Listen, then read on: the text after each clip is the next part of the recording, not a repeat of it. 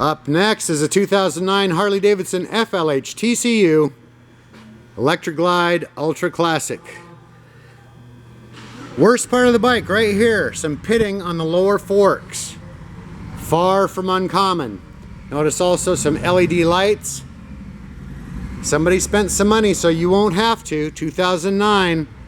Bikes did not come from the factory with LED lights. Previous owner took great care of it, as did Jamie in our detail department.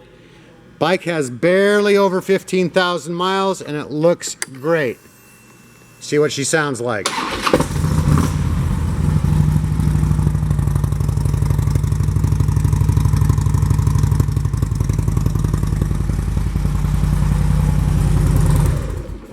Previous owner also spent some money on some really nice Vance & Hines pipes, plural, there are two.